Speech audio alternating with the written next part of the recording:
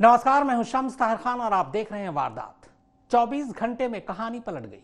गुरुवार की सुबह उज्जैन में विकास दुबे की गिरफ्तारी की खबर से हुई, तो शुक्रवार की सुबह कानपुर में एनकाउंटर में उसकी मौत की खबर से हुई। उज्जैन से कानपुर तक सड़क के रास्ते 12 घंटे का सफर तय कर विकास दुबे कानपुर की सीमा में सही सलामत दाखिल हो चुका था। फिर कानपुर में अचानक एक गाड़ी बदलती है और सब कुछ बदल जाता है।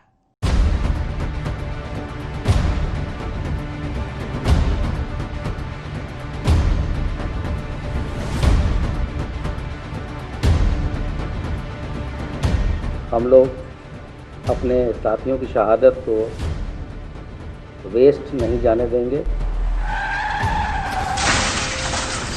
जिन्होंने इस तरह की हिम्मत की है उनको हमेशा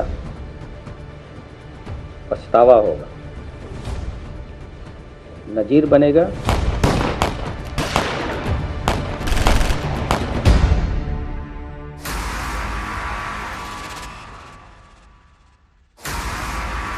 ये कानपुर के 12 जोड़ टोल प्लाजा की तस्वीर है। इस टोल प्लाजा से विकास दुबे को लेकर जा रही 3 गाड़ियां दिखाई देती हैं। एक काली स्कॉर्पियो, दूसरी सफेद टाटा सफारी और तीसरी सफेद TUV 300। हालांकि उज्जैन से जब यह काफिला चला था तब काफिले में 4 गाड़ियां थी। चौथी गाड़ी इनोवा थी। इनोवा MP पुलिस की थी जो यूपी बॉर्डर से वापस लौट गई। उज्जैन से जब काफिला चला था तब विकास दुबे इनोवा कार में ही बैठा था, मगर यूपी बॉर्डर आते ही उसे इनोवा से निकालकर सफेद टाटा सफारी गाड़ी में बिठा दिया गया। जब STF का काफिला कानपुर टोल प्लाजा से गुजरा तब भी विकास दुबे इसी सफेद टाटा सफारी गाड़ी में ही बैठा था। यानी यूपी बॉर्डर में दाखिल होने के बाद कानपुर पहुंचने तक विकास दुबे इसी टाटा सफारी में था।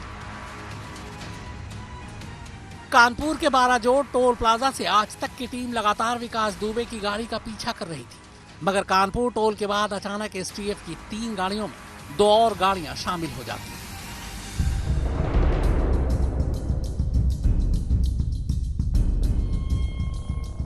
सचंडी पहुंचते पहुंचते मामले में नया ट्विस्ट आ जाता है। यहां से STF की गाड़ियों का काफिला तो आगे निकल जाता है, लेकिन सचंडी में अचानक बैरिकेडिंग करके पुलिस वाले आज तक की टीम को आगे जाने से रोक देते हैं।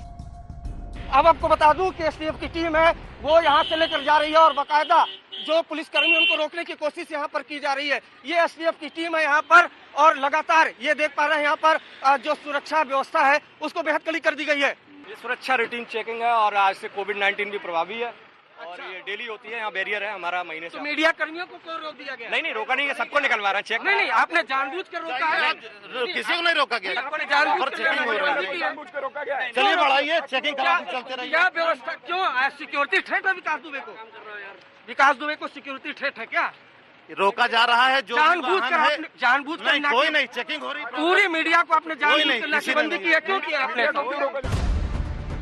काफी बहस के बाद आखिरकार पुलिस वाले मीडिया को निकलने का रास्ता देते हैं, मगर तब तक करीब 15 मिनट बर्बाद हो चुके थे। फिर भी आज तक की टीम काफिले में शामिल गाड़ी को पकड़ने के लिए तेजी से भागती है, मगर कुछ ही आगे जाते ही हमें दिखाई देता है कि काफिले में शामिल 3 गाड़ियों में से एक TUV 300 सड़क किनारे पलटी हुई है। कुछ पुलिस वाले गाड़ी के पास थे, मगर STF की बाकी टीम गायब थी, बाकी गाड़ियां भी नहीं थी। हमें बताया गया कि इस गाड़ी का एक्सीडेंट हो गया है। विकास दुबे का जो काफिला था, जो STF की टीम थी, ये STF की एक गाड़ी जो है यहाँ पर इस तरीके से पलटी हुई है और आप देख पा रहे हैं जो तमाम STF की टीम है, STF के तमाम बड़े अधिकारी हैं, वो देख पा रहे हैं ये जो तमाम गाड़ियां हैं।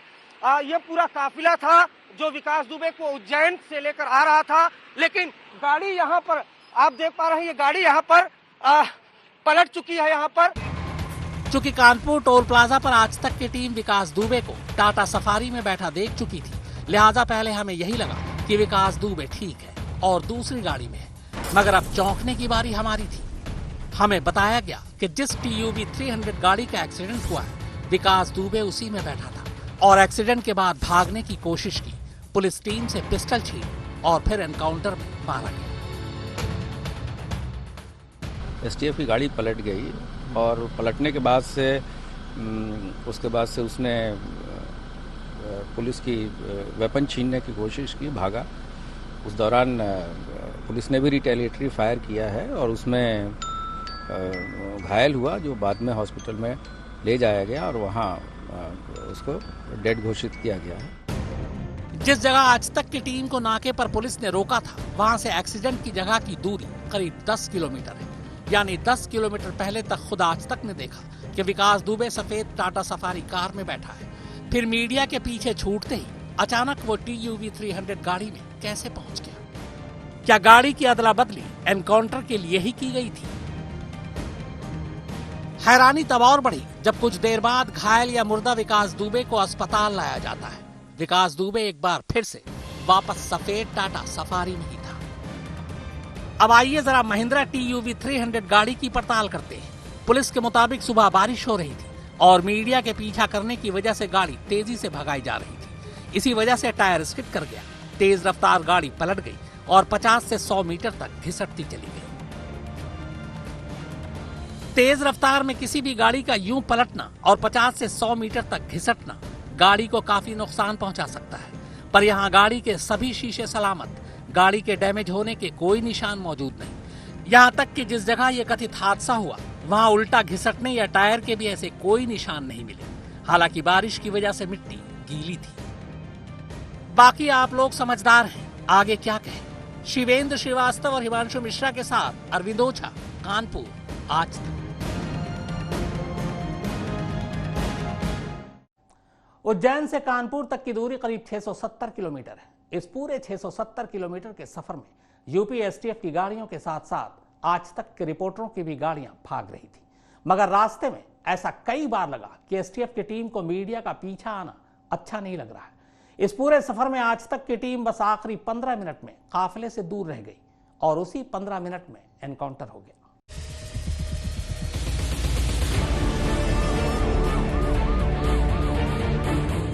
हम लोग अपने साथियों की शहादत को वेस्ट नहीं जाने देंगे।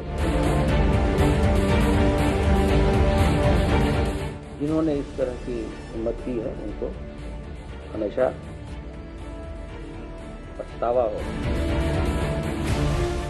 नजीर बनेगा।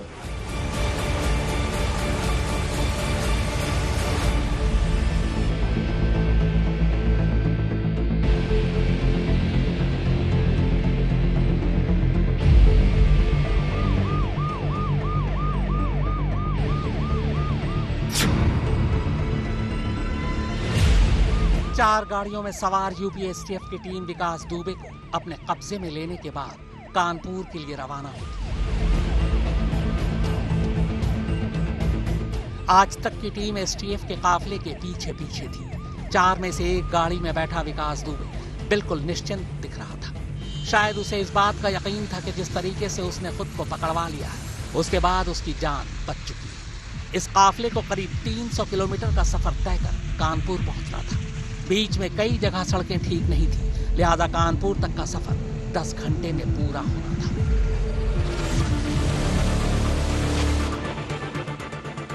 बिना रुके करीब 2.5 घंटे के सफर के बाद STF का काफिला रात करीब 9:30 बजे शाहजहांपुर से पचोर के बीच एक पेट्रोल पंप पर रुकता है। शाहजहांपुर में आज तक के संवाददाता मनोज पुरोहित और प्रमोद कारपेंटर पहले से तैनात थे। काफिले का पीछा कर रहे आज तक के संवाददाता रवीश पाल सिंह और कैमरामैन इरशाद भी अपनी गाड़ी पेट्रोल पंप पर रोक देते हैं। हाँ बढ़ रही है, निश्चिंत रहो, बिल्कुल बिल्कुल।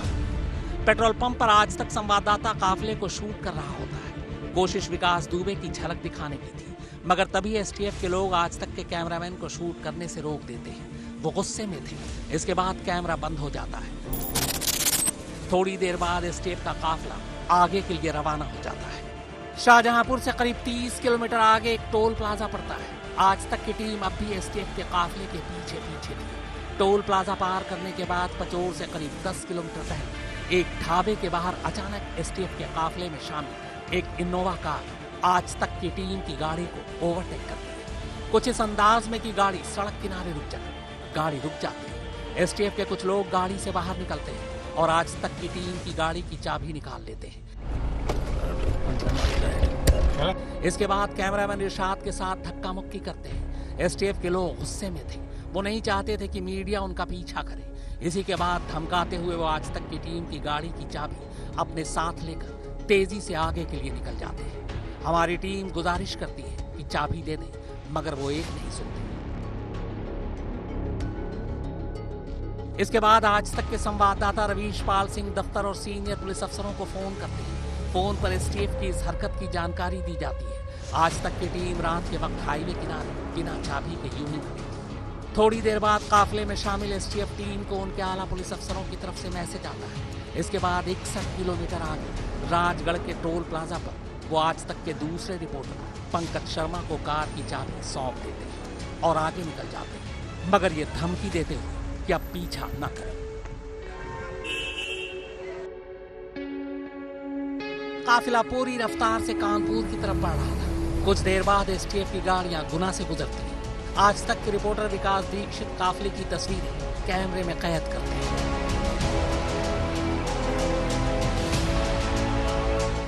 गुना के बाद एसटीएफ की टीम झांसी क्रॉस करती है। तब भी आज तक के संवाददाता अमित श्रीवास्तव वहां डटे हुए थे। उनके सामने काफिला गुजर जाता है। झांसी के बाद जालौन की बारी थी। जालौन में भी आज तक की टीम डटी हुई थी। अलीम सिद्दीकी एसटीएफ के काफिले को जालौन से गुजरते अपने कैमरे में कैद करते हैं। लेकिन आज तक की टीम उज्जैन से कानपुर के रास्ते में हर उस खास जगह पर मौजूद थी जहां से इस काफिले को गुजरना था। मकसद सिर्फ एक था, विकास दुबे के सही सलामत कानपुर पहुंचने की रिपोर्टिंग करनी। पूरी रात एसटीएफ का काफिला आगे बढ़ता रहा।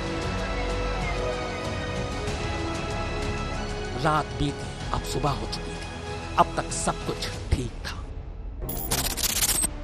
सुबह करीब 6:30 बजे एसटीएफ का काफिला कानपुर टोल प्लाजा पर पहुंचता है।